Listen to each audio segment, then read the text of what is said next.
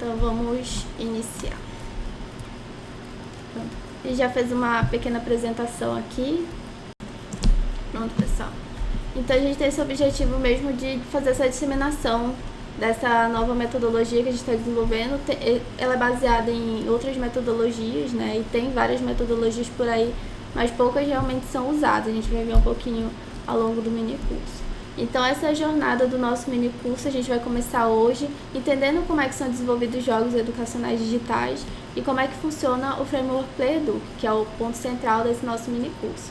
Depois a gente vai começar a utilizar todas as etapas do Design Thinking também em conjunto com esse desenvolvimento de jogos educacionais digitais, porque foi uma metodologia que a gente viu que ela realmente casa bem certinho com o desenvolvimento de jogos, todas essas etapas para essa construção do pensamento estruturado. Então, a partir de amanhã, a gente vai começar a trabalhar também o Design Thinking. E depois a gente vai começar, basicamente, atividades práticas. Então, esse é para ser um curso bem prático. Então, realmente, a parte teórica a gente vai passar mais hoje, mais amanhã, e depois a gente vai direto para a prática. Então, acho que vai ser bem interessante. Então, a gente como os jogos educacionais digitais eles são desenvolvidos. Vamos ver agora alguns aspectos teóricos. A questão do jogo em si, ele já existe há muito tempo, né? Então a gente tem as brincadeiras, as crianças sempre estão brincando, sempre estão criando jogos, como alguns professores realmente já até comentaram agora na apresentação, que as crianças tendem a criar jogos, a criar brincadeiras. Então, a partir disso, a gente pode considerar que um jogo ele é uma competição que envolve um ou mais adversários ou competidores, que ela tem, o jogo ele tem regras diferentes da brincadeira em si. Um jogo em si ele tem regras e essas regras elas têm o objetivo de atingir um objetivo. Então, os competidores eles têm essa motivação de atingir um objetivo. Esse objetivo pode ser você vencer alguma coisa, conquistar alguma coisa, ou às vezes só a questão de uma motivação intrínseca mesmo, de você querer chegar no final, atingir o objetivo. E os jogos digitais, eles são os jogos que são compostos dentro do ambiente digital, então dentro de celulares, de computadores, de tablets. Então todos os jogos que são desenvolvidos para esses ambientes tecnológicos, eles são jogos digitais. E os jogos digitais, eles têm diversas pessoas que classificam ele, autores em diferentes classificações, características, e aqui a gente vai estar classificando eles em duas caracterizações, né, que é a questão do gênero e a questão da finalidade. Então, o gênero, existem diversos gêneros de jogos, mas a gente vai estar tratando especificamente desse aqui hoje, que são os RPGs, que é aqueles jogos que você basicamente cria um personagem para você, uma característica, e começa a interpretar aquele personagem. E dentro dos jogos digitais, esses personagens normalmente eles já têm uma história, já são criados, e você simplesmente absorve essa história deles e começa a interpretar eles dentro do jogo. Os jogos de aventura, jogos de emulação, jogos de simulação, de estratégia, de ação e de puzzles. Então, esses gêneros, não necessariamente um jogo ele vai ter só um gênero, ele pode ter gêneros misturados. Eu posso ter um RPG que ele também seja de aventura, por exemplo, Ragnarok, ele é um RPG que ele também é aventura. Eu posso ter um jogo de estratégia com puzzle. Então, todos esses gêneros eles podem se misturar. E em questão das finalidades, tem muitos autores que misturam os jogos sérios, né, os serious games, com os jogos educacionais, considerando a mesma coisa. Mas aqui, dentro da nossa base, a gente está diferenciando esses dois tipos de jogos. Então, os jogos sérios são aqueles jogos mais voltados para o treinamento, para a simulação, de alguns casos, treinamento militar, treinamento médico. E os jogos de entretenimento, eles são esses jogos que normalmente a gente vê que o pessoal joga, que as crianças, os jovens jogos, que são simplesmente para diversão, né? O advergame são aqueles jogos mais curtinhos, normalmente eles estão relacionados a uma propaganda, uma empresa, ela cria um jogo mais curto para fazer um anúncio de algum produto, alguma coisa assim, é o que a gente chama de advergames, aqueles jogos bem curtinhos. E os jogos educacionais são isso que a gente vai estar abordando agora, certo? E aí a gente sabe, então muitas pessoas aqui já falaram que já aplicam os jogos ou que têm interesse em aplicar os jogos dentro da sala de aula. Então por que faz isso? Porque a gente sabe que os jogos eles já têm a potencialidade educacional. Então eles já ensinam de alguma forma, mesmo sem querer, digamos assim. Por exemplo, a questão do inglês. Muitas pessoas que crescem já jogando e convivendo com jogos, elas tendem a aprender o inglês. Muita gente já aprende inglês só com jogos. Mas o jogo, ele tem essa intenção de ensinar o inglês? Ele não tem. Mas é uma característica, é uma habilidade que o jogador acaba assimilando, porque é mais divertido tu tá ali e tá aprendendo ali dentro do jogo, certo? Por quê? Porque o jogo ele consegue captar a atenção do aluno, do jogador, né? Que fica horas e horas jogando. Às vezes o jogo é tão instigante que você não precisa nem jogar para estar ali imerso. Se você assistir alguém jogando, você acaba também interagindo, imergindo. Por isso a gente vê até muitos streamers aí, existem diversos streamers, né, que fazem, que jogam jogos ao vivo, né, em lives, e ficam 40 mil, 50 mil pessoas assistindo aquilo. Então a pessoa ela não está nem jogando, mas o jogo é tão interessante. Então ela tá vendo outra pessoa jogando, também capta a atenção dela. E os jogos educacionais, eles são aqueles jogos que são voltados para ensinar algum conteúdo ou habilidade específica. Então eu, de propósito, digamos assim, crio um jogo para ensinar uma habilidade ou um conteúdo. Então não é aquela questão eu estou utilizando um jogo que existe com outro propósito. Eu já estou criando um jogo do zero com esse propósito educacional. Certo? Mas por que alguns jogos educacionais digitais, em sua maioria, eles são estereotipados como chato? Entendeu? Muitas vezes isso acontece exatamente nessa etapa de planejamento. É por isso que a gente está partindo aqui de toda uma estrutura de aprender a planejar, aprender quais os elementos que são interessantes dentro dos jogos para a gente planejar jogos mais interessantes.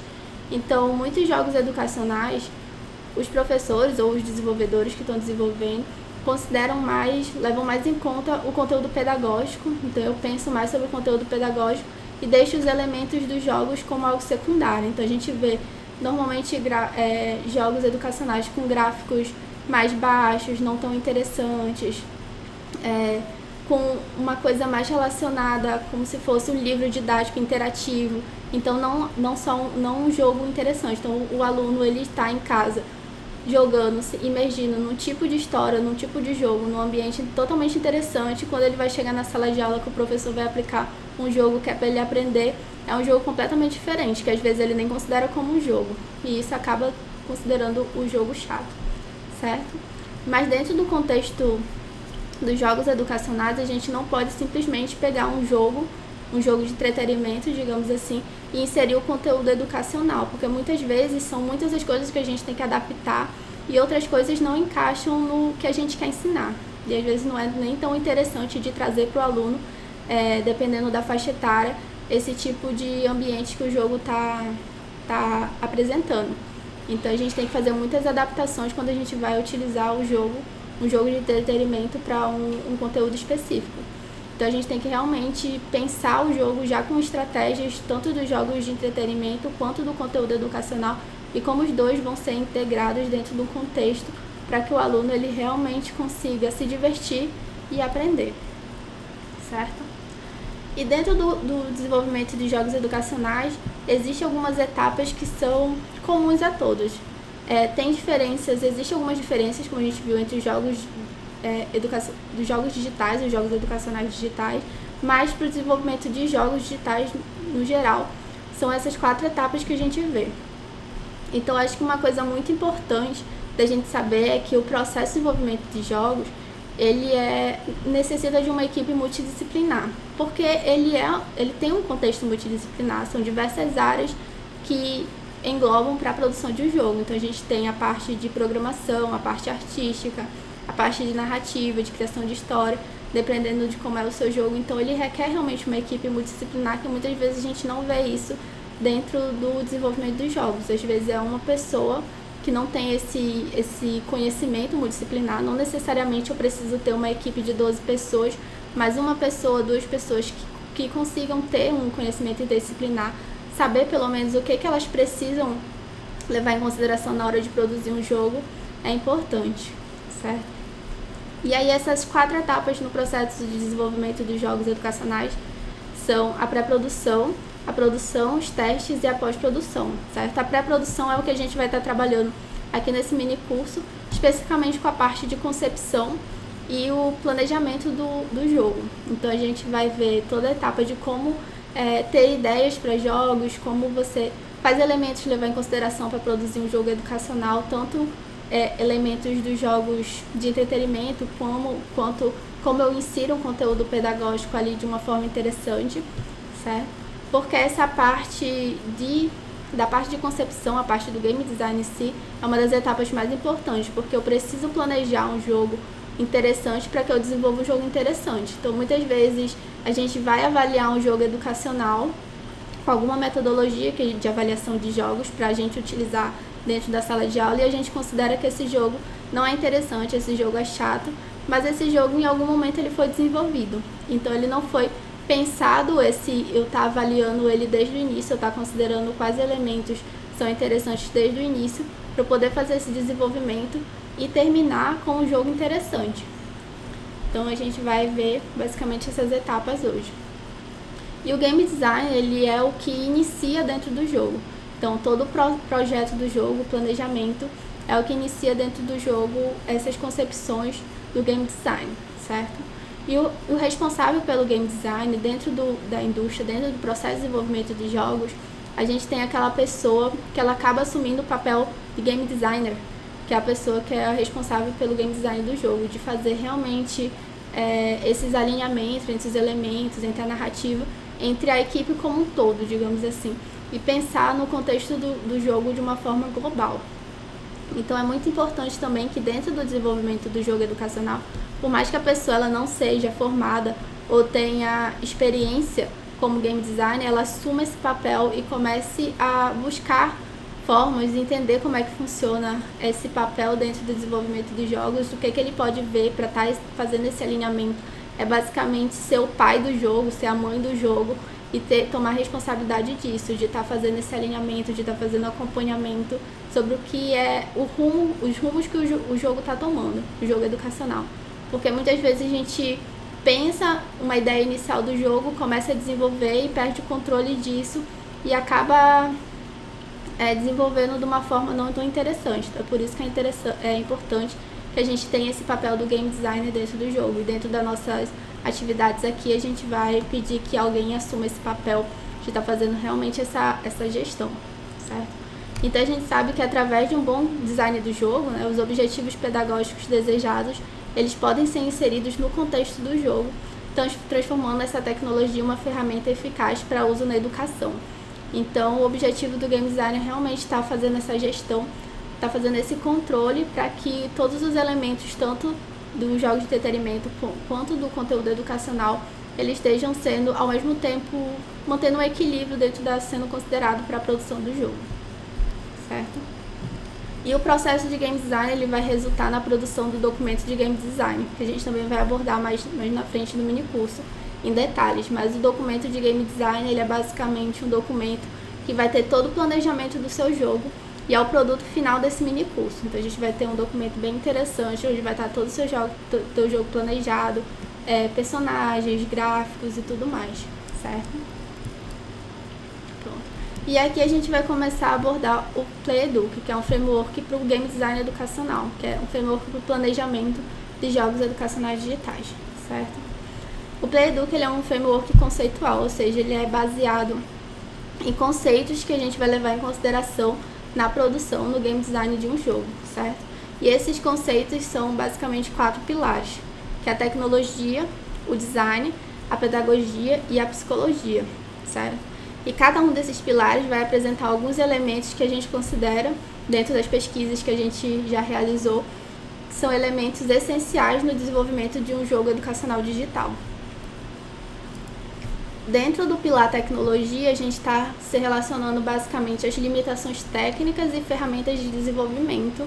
No pilar do design são os elementos dos jogos de entretenimento em si, jogos digitais. E da pedagogia, basicamente, o uso do conteúdo educacional no jogo para potencializar, acabou não saindo potencializar, mas para potencializar a aprendizagem. Então, como é que eu insiro o conteúdo educacional dentro do ambiente do jogo, dentro da narrativa, do cenário, das habilidades, digamos assim, dos personagens, de uma forma que potencialize a aprendizagem e o jogador não precise parar a sua jogabilidade, parar no meio do jogo para pensar sobre aquele conteúdo, que o conteúdo realmente esteja integrado dentro do ambiente do jogo. A psicologia, temos o psicólogo aí, está relacionada às estratégias que a gente usa e que a indústria de jogos já usam para motivar os jogadores, certo? E aí, basicamente, um resumo dos elementos a gente vai abordar daqui a pouco mais especificamente. Dentro da tecnologia, a gente vê a questão do gênero do jogo, que a gente já abordou lá no início, requisitos técnicos, a plataforma, a linguagem de programação e ferramentas de desenvolvimento. O design, a gente tem os personagens, a narrativa, a câmera, o controle, o percurso e a complexidade. Na pedagogia, a gente tem a expectativa, a recuperação, o estímulo, o aprendizado, a performance, a avaliação e a retenção. E dentro da psicologia, a gente vai ter alguns sentimentos que vão ser produzidos, que vai promover a imersão, a evolução, a realização, a escassez, a criatividade, a socialização e a propriedade, certo? Vamos ver um pouquinho mais em detalhes esses elementos, certo? Dentro da tecnologia, a gente tem a questão de identificar qual o gênero do meu jogo. Então, eu preciso, desde o momento do planejamento, já identificar qual vai ser esse gênero do meu jogo, de acordo com a temática e os objetivos do jogo, certo? Então, todos os pilares, eles se alinham e se complementam. Então, eles precisam ser usados em conjuntos para eu entender porque um influencia diretamente o outro, certo? Dentro dos requisitos técnicos, eles são referentes à tecnologia que vai ser usada na aplicação do jogo. Então, por exemplo, se dentro do jogo educacional que eu pretendo desenvolver, esse jogo ele vai ser aplicado no laboratório da escola, esse laboratório ele vai ter os computadores vão ter requisitos técnicos, limitações técnicas de infraestrutura e tudo mais, para eu conseguir aplicar esse jogo. E eu preciso identificar essas limitações para eu poder desenvolver um jogo que funcione perfeitamente nessas condições. Porque tem como eu desenvolver um jogo que funcione perfeitamente, mesmo que os requisitos técnicos, esses elementos técnicos sejam baixos, digamos assim. Não adianta eu pensar num jogo mais interessante, com um gráfico mais interessante, e quando eu for aplicar ele no laboratório da escola, esse jogo ele não funcionar, ele travar, porque isso só vai bloquear o aprendizado. Então é importante que eu tenha isso no meu nível de consciência do planejamento desde o início. Se eu consigo aplicar ele só no tablet, então eu vou definir um gênero para ele específico que eu possa trabalhar mais interessante, de forma mais interessante no tablet. Então, tudo isso eu preciso identificar desde o início esses meus requisitos técnicos de aplicação. O mesmo para a plataforma. Então, a plataforma está relacionada diretamente aos requisitos técnicos e ela está referente ao sistema que o jogo vai ser aplicado. Então, se eu for aplicar um jogo para o celular Android, eu tenho que considerar algumas características. Se eu for considerar para um iOS, um iPhone, vão ser outras características para o desenvolvimento. Isso influencia diretamente o tipo de interface que eu vou colocar, como que eu vou colocar os controles dentro do jogo. Então, eu preciso trazer isso para o planejamento desde o início, certo?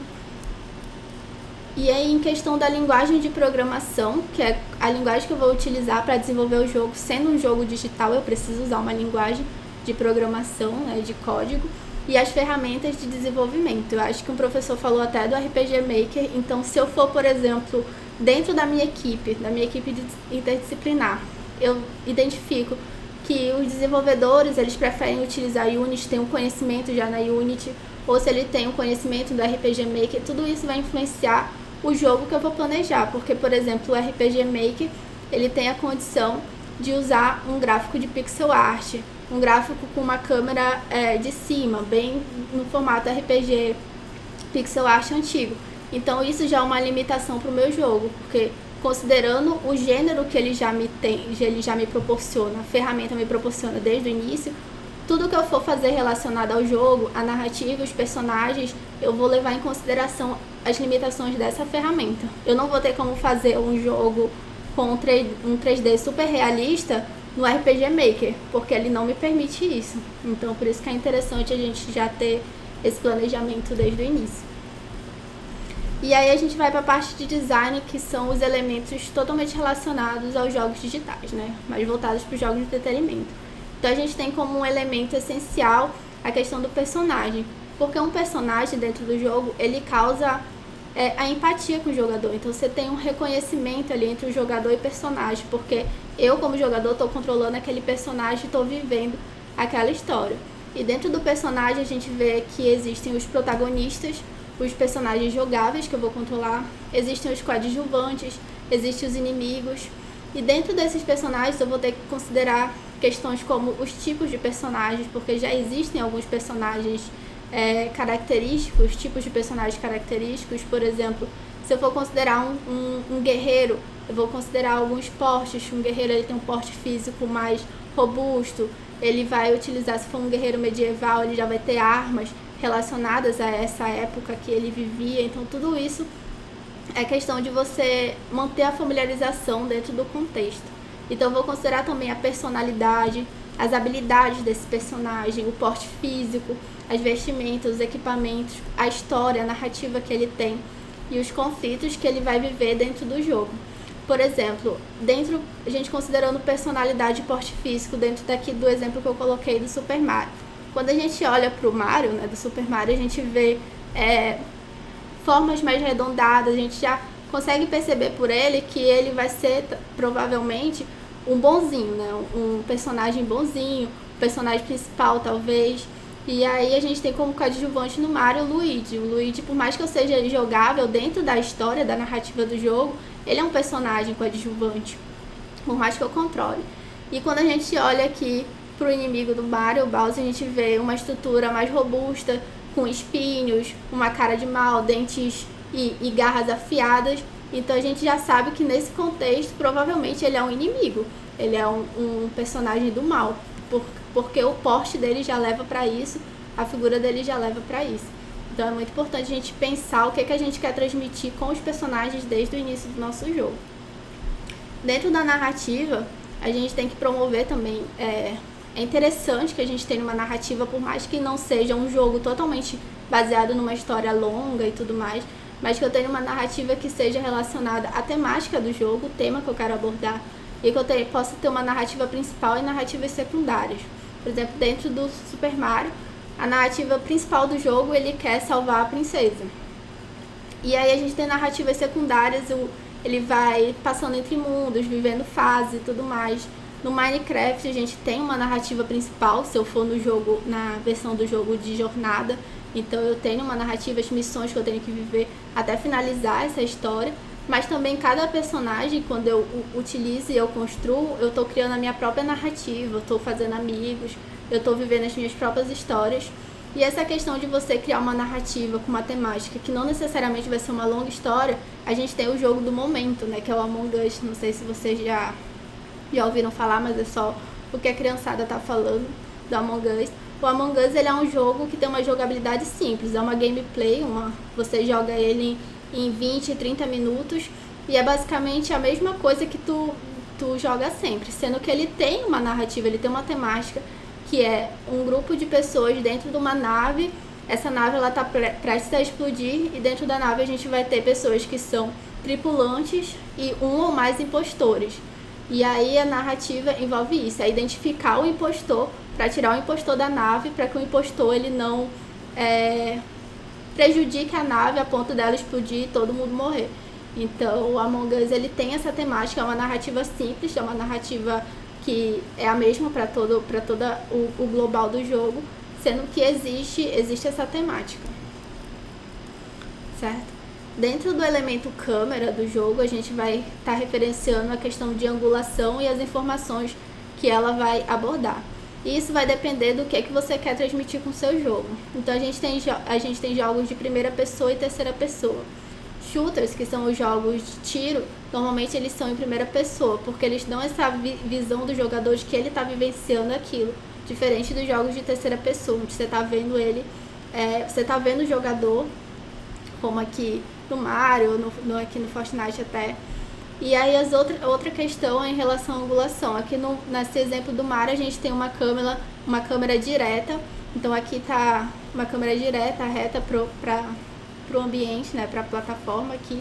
Aqui no Ragnarok a gente já tem uma angulação mais, porque eu quero mostrar mais a profundidade, é um mundo aberto. O Mario eu não preciso mostrar, eu só quero mostrar o nível, né, a fase. E além disso, também a câmera precisa apresentar todas as informações que são importantes para o jogador, além de dar feedbacks visuais. Então, por exemplo, aqui no jogo do Fortnite, a gente tem que sendo um jogo que é um Battle Royale, né, eu tô dentro de uma ilha e eu preciso derrotar os outros jogadores para eu poder vencer. Eu preciso identificar o mapa daquela para eu saber onde é que eu tô. Eu preciso saber a questão da minha vida, eu preciso saber quais armas eu tenho e ter a possibilidade de trocar.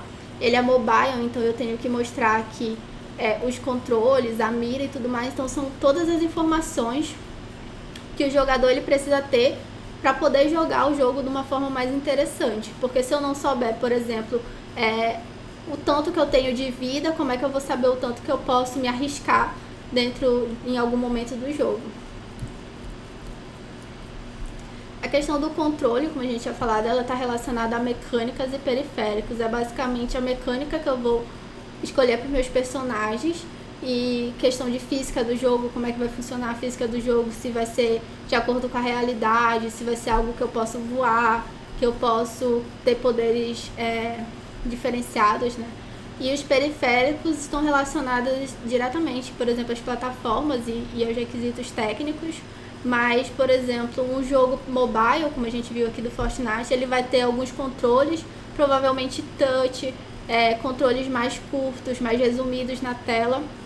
Se a gente for olhar, por exemplo, o Super Mario no console, tem vários botões no controle, o botão para pular, o botão para correr e tudo mais, enquanto que o Super Mario no celular, a corrida já é automática, eu tenho o botão só para pular. Por quê? Porque eles viram que não era interessante eu colocar para eu controlar, eu andar, eu correr e eu pular, ficava muita informação na tela. Então eu preciso identificar esses periféricos e como é que esses periféricos vão funcionar. Então, o controle para um computador, a gente pode usar o teclado, o mouse pode utilizar também o controle, no console a gente provavelmente vai utilizar o controle. Se for uma realidade virtual, tem os controles específicos, então eu preciso mapear esses controles, levar em consideração até para a jogabilidade do personagem, porque alguns gêneros de jogos, alguns estilos de jogos já tem controles, digamos que comuns, padrões. Por exemplo, dentro do shooter, do jogo de atirar, eu sei que eu vou controlar o personagem nas teclas AWD para controlar a movimentação dele, e a câmera eu vou controlar no mouse. Se eu, sabendo que eu vou criar um jogo educacional que tem essa temática, se eu criar um controle que seja muito diferente do padrão que os jovens, que as crianças jogadores, eles já estão familiarizados, pode ser que cause uma estranheza e não tenha um recebimento, uma aceitação tão boa. Então é importante eu mapear dentro do gênero que eu escolher, qual periférico também, qual controle que ele já é utilizado em massa para eu poder replicar isso no meu jogo. A questão do gráfico, ela está relacionada principalmente à estética do jogo, ao estilo artístico, e ele está muito relacionado à temática. Então, por exemplo, a gente tem aqui um RPGzinho com angulação de cima, então ele é um pixel art, enquanto diferente a gente tem aqui o The Last of Us 2 com um 3D ultra realista, então esse jogo veio com um gráfico muito interessante, e a gente tem aqui o do Steven Universe com um gráfico mais cartunesco, então dependendo principalmente da faixa etária do seu público, isso a gente vai começar a ver a partir de amanhã, identificar o nosso público, os interesses do nosso público, para eu poder desenvolver um jogo que realmente ele considere interessante e queira jogar. Dentro do percurso a gente tem basicamente o fluxo, a rota que o jogador ele vai seguir dentro do jogo, o personagem. E aí eu posso ter um percurso principal e percursos secundários.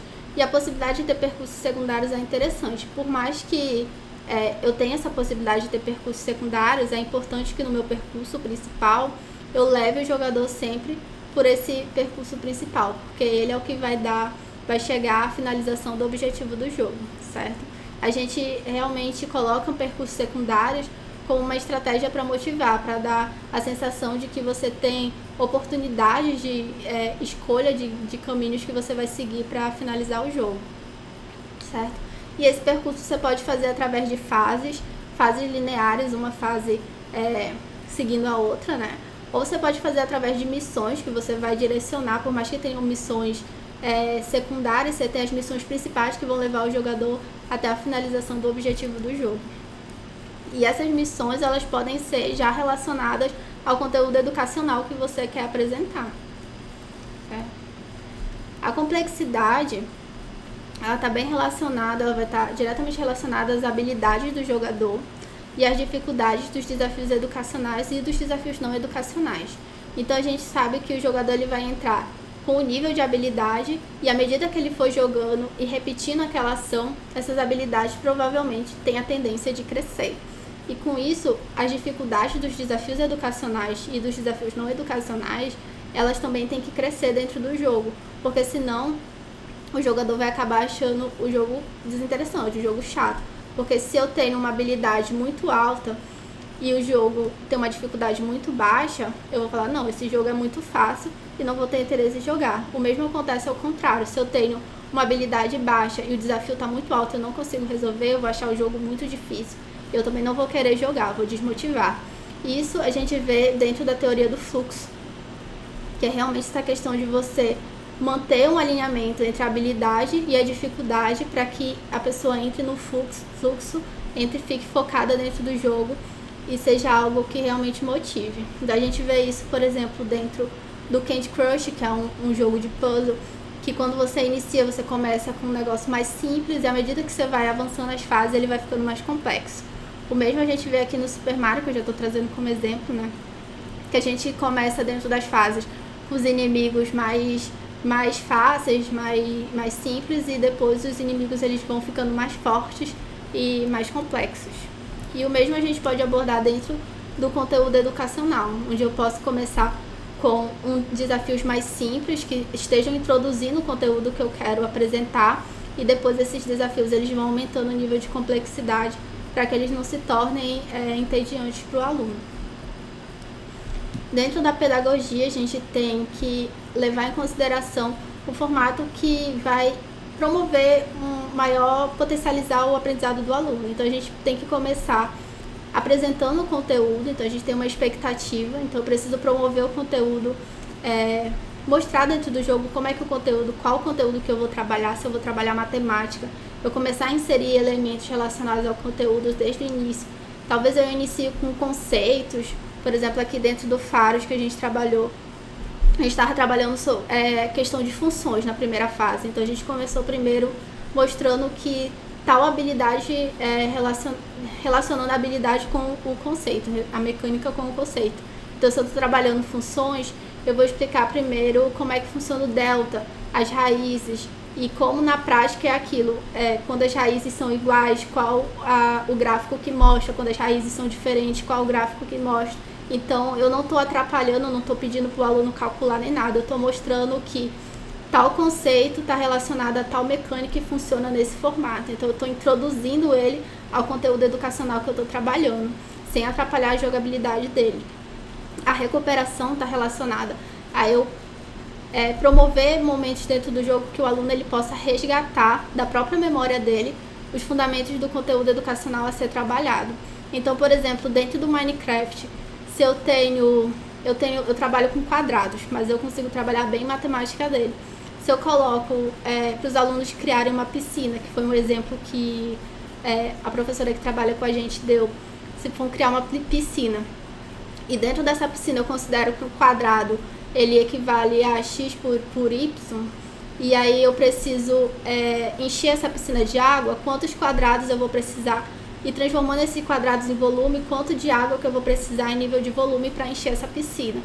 Então eles já estão contextualizados dentro de um jogo que eles acham interessante, que eles já estão acostumados a criar piscina o tempo todo, pensando só em termos de quadrado, mas sem relacionar o conteúdo da matemática em si. Quando eu trago isso para a realidade de uma piscina, que eles já sabem o que é, e levo isso para dentro do jogo, tem uma maior chance dele conseguir relacionar os dois conteúdos e achar muito mais interessante de aprender. Dentro do estímulo, que é o nosso ponto 3, a gente tem as possibilidades de proporcionar elementos básicos que o jogador entenda o objetivo principal de aprendizagem. Então, estar trazendo realmente alguns elementos que se relacionem ao conteúdo, mas não necessariamente atrapalha a jogabilidade do jogador, para que realmente tenha esse estímulo. Eu não vou deixar ele muito tempo sem um contato com o conteúdo educacional. Por mais que seja algo mais simples, por exemplo, essa questão de apresentar um conceito, eu preciso estar trazendo isso com uma certa frequência, para que o aluno ele entenda que aquilo ele está gerando um aprendizado, ele está aprendendo. Aí a gente vem para a parte de aprendizagem. Tudo isso vai potencializando a aprendizagem. Então eu preciso abordar de uma forma objetiva o conteúdo educacional, certo? Por mais que seja uma forma objetiva, eu preciso que essa forma ela esteja integrada aos elementos do jogo.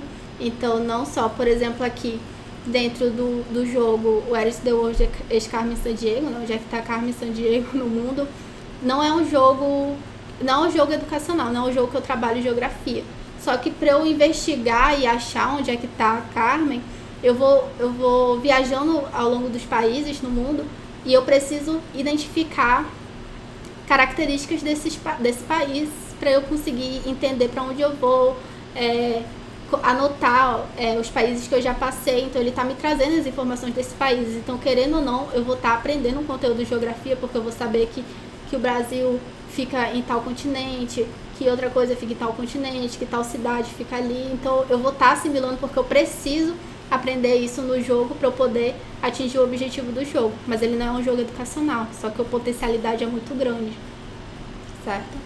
Dentro de performance, a questão de eu promover feedbacks de aprendizagem contínuos. Então, dentro dos jogos, a gente já tem esses feedbacks sobre as ações dos jogadores. E dentro do contexto educacional, esse feedback ele também precisa ser dado tanto de uma forma visual quanto auditiva, o que for. E esse feedback em relação à aprendizagem. Então, se eu estou avançando no conteúdo, evoluindo no conteúdo, eu preciso dar algum feedback visual para o jogador, seja através da aquisição de uma nova habilidade, seja através de uma coisa visual. Se eu cometi um erro, talvez eu tenha que perder vida, alguma coisa nesse sentido, para eu perceber o que eu estou fazendo de certo ou errado, para eu identificar o meu aprendizado, certo? E aí isso está diretamente relacionado à questão da avaliação, que é a possibilidade de fazer uma correção e recuperar uma ação. Dentro do conteúdo educacional isso é muito importante, porque não adianta eu colocar um desafio educacional, o aluno ele não conseguir resolver e ele não identificar que ele não resolveu o que ele resolveu. Então eu preciso que, se ele errar esse conteúdo, ele possa tentar de novo e tentar de novo. O mesmo acontece, por exemplo, dentro dos jogos de entretenimento.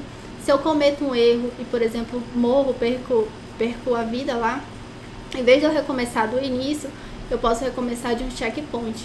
O mesmo a gente tem que fazer dentro do conteúdo educacional.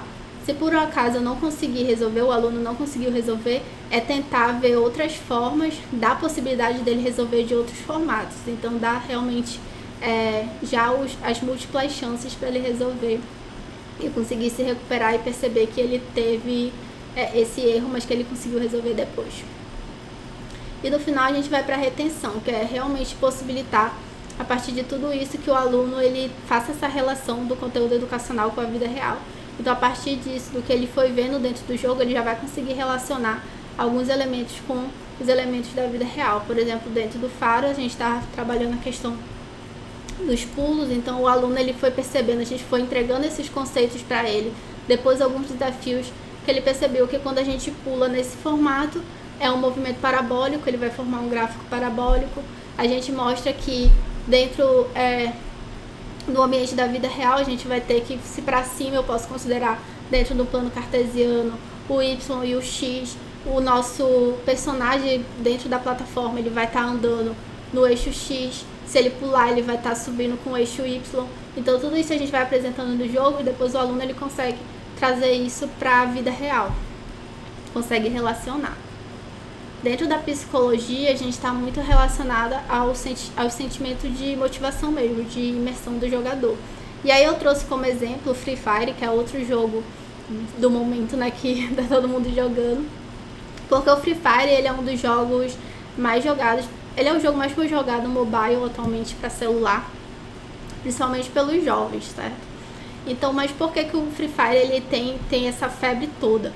Além, claro, da questão, por exemplo, dos requisitos tecnológicos, né, requisitos técnicos, que é a questão que o Free Fire ele utiliza uma capacidade baixa que permite ele funcionar em celulares, mesmo celulares mais fracos. Então a gente já tem essa diversificação do uso do Free Fire, né? Não é um jogo pesado, digamos assim. Mas dentro da imersão ele tem várias técnicas para atrair o jogador. E aí algumas dessas técnicas a gente pode ver dentro das estratégias de evolução, que é para promover a evolução do jogador, vou falar mais um pouquinho. a realização, que é para experienciar o sentimento de conquista, e a escassez, que é promover o sentimento de tensão ou exclusividade. Então, dentro do Free Fire, ele trabalha muito com isso. Você começa com um personagem padrão do jogo, que não tem muitos recursos, nem muitas habilidades, sendo que você pode entrar no mesmo ambiente de pessoas que já têm esses recursos e essas habilidades, certo? Mas eles vão estar mais ou menos no mesmo nível, para também não ser injusto. E à medida que você vai avançando no jogo, o próprio jogo ele vai te liberando novos personagens que são mais interessantes, vai te dando a possibilidade de trazer novos recursos de vestimenta, de armas, de animaizinhos, né, de pets. E aí você vai atraindo o jogador com esses tipos de estratégia. Então, dentro da evolução, a gente tem a evolução tanto do personagem quanto as evoluções das armas. E essa evolução ela acontece dentro do jogo em tempo real também. Porque dentro do jogo tem vários elementos espalhados, como armas, capacetes, como é o nome do... coletes. E aí você pode pegar coletes mais fracos, level 1 que eles chamam, e depois você achar um colete e você vai aumentando o seu colete, você pode ir potencializando ele até o level 4, certo? Então essa evolução já acontece ao longo da gameplay mesmo, enquanto você está jogando o jogo. E aí você vai trazendo com isso sentimentos de conquista. Então dentro do Free Fire ele também funciona com um negócio de loot box, que é todos os dias você recebe um baú. E esse baú tem várias possibilidades. Você tem possibilidade de ganhar vestimentas pro seu personagem para deixar ele bonito esteticamente e melhorar alguma habilidade. Mas aí todo dia você tem esse sentimento que você está conquistando algo novo e tudo mais, mesmo sem ganhar o jogo em si, uma batalha em si, digamos assim. E o sentimento de escassez ele faz muito bem, que é promover alguns eventos que tem vestimentas, armas, algumas capas de armas e de mochilas exclusivas. Então, se você participar daquele evento, você ganha aqueles elementos, aquela vestimenta, aquela capa. Se você não participar, você não ganha. Então, as pessoas ficam extremamente imersas em querer participar dos eventos e ganhar aquela calça, porque muitas vezes, por exemplo, eu trouxe aqui a calça angelical, que foi o que teve várias coisas relacionadas, que foi uma calça totalmente exclusiva. Até hoje o pessoal tenta, mas o jogo não libera. Então você não consegue comprar, você tem que realmente conquistar. Então fica esse sentimento de você ter algo exclusivo que poucas pessoas no jogo têm. Dentro da criatividade, a gente até falou um pouquinho, porque como eu falei, os elementos eles se misturam. Dentro da criatividade, a gente tem que ver formas de incentivar a criatividade do jogador e a liberdade de escolha. A socialização é muito importante dentro do jogo. Então, disponibilizar um espaço de interação entre os próprios jogadores e a propriedade de promover ao jogador um mecanismo de propriedade. Então, continuando aqui com o nosso exemplo do Free Fire, a gente vê que, sendo um jogo do gênero do estilo Battle Royale, então eu tô dentro de uma ilha e aí eu compito contra outros jogadores, eu tenho que executar esses jogadores e o último que sobreviver na ilha é o vencedor. E aí eu posso jogar em formatos de grupo, então são grupos de 4 pessoas, e esses 4, apenas um tem que sobreviver e todo o grupo ganha. E assim, o Free Fire ele dá essa liberdade de escolha, uma falsa liberdade de escolha, porque o mapa é grande, tem os nomes e os jogadores eles podem escolher o caminho que eles vão seguir, só que sendo do estilo que ele vai surgindo um gás que vai fechando todos os jogadores em alguma parte do mapa. Então, na teoria, eles não têm uma liberdade de escolha, porque no final o jogo que está levando eles para esse lugar específico que é da finalização para o objetivo, certo? Dentro da socialização, ele tem a possibilidade de chat e tem a possibilidade de você comunicar por voz dentro do jogo, que é algo muito interessante, porque você acaba fazendo amizade com pessoas que têm o mesmo interesse, que é o do jogo com você. Você vai criando times, então muitos times são criados com pessoas que nem se conhecem, por conta de permitir essa socialização. Sendo que nem sempre a gente vai conseguir fazer uma socialização de fazer um jogo multiplayer ou de fazer uma chamada de voz ou chat dentro do jogo. E a gente pode promover essa socialização fora do jogo. Por exemplo, dentro do site a gente pode disponibilizar um fórum que os jogadores, os alunos, eles vão conversando sobre o jogo. vão contando suas aventuras, contando como eles resolveram alguns desafios e promover essa socialização. Mas eles precisam ter essa socialização para que eles consigam ir conversando sobre o jogo e interagindo entre eles, trabalhar em equipe e tudo mais. O mais interessante dentro do contexto de jogo educacional seria um jogo multiplayer, né? Que os alunos conseguissem jogar entre eles, interagir, mas nem sempre essa é uma realidade que tão fácil de ser desenvolvida, certo? E o sentimento de propriedade, ele te dá também pelas vestimentas que você vai ganhando, as armas, capas de armas que você vai ganhando, os animais, que são os pets que você vai conquistando, e principalmente dentro das patentes, que a partir que você vai jogando o jogo, você vai conquistando algumas patentes que ficam no seu perfil. Ele tem um ranking também que mostra o teu posicionamento em termos dos teus amigos, em termos de todo mundo que joga o jogo, né, a nível global. E você tem esse sentimento que você é dono daquela patente, mas que você possa perder. E aí entra o sentimento de escassez novamente. Então são várias as estratégias.